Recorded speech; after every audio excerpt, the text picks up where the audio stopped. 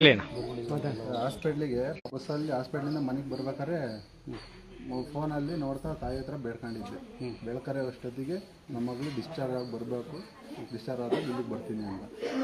ಬೆಳಗ್ಗೆ ಎದ್ದು ಮತ್ತೆ ಹಾಸ್ಪಿಟ್ಲಿಗೆ ಹೋಗೋಣ ಅಂತ ಇನ್ನೇನು ಬೈಕ್ ಹತ್ತಬೇಕು, ಅಷ್ಟೊತ್ತಿಗೆ ಡಿಸ್ಚಾರ್ಜ್ ಅಂತ ಫೋನ್ ಮಾಡಿದ್ದೆ ಹಾಸ್ಪಿಟ್ಲಲ್ಲಿ. ಊರು ಸ್ವಂತವ್ರು ಅದು ನನಗೆ ಇಲ್ಲಿ ಚುಚ್ಚೋದು ರೈಟ್ ಸೈಡ್ ಚುಚ್ಚೋದು, ನೋವು ಒಟ್ಟಿಗೆ ಬಂದಂಗಾಗೋದು. KRS ಹಾಸ್ಪಿಟ್ಲಿಗೆ ಅಡ್ಮಿಂಟ್ ಆದೆ.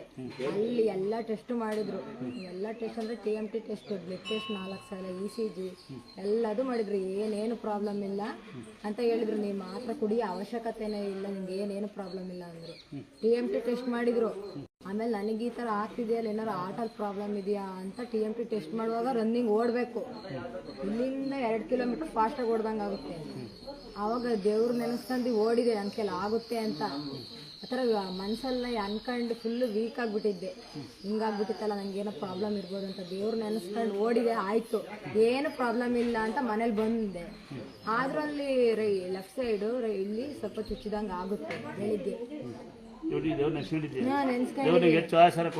ಏನೇನು ಆಗ್ಲಿಲ್ಲ, ಏನು ಪ್ರಾಬ್ಲಮ್ ಇಲ್ಲ ಅಂತ ಹೇಳಿದ್ರು ಡಾಕ್ಟ್ರು.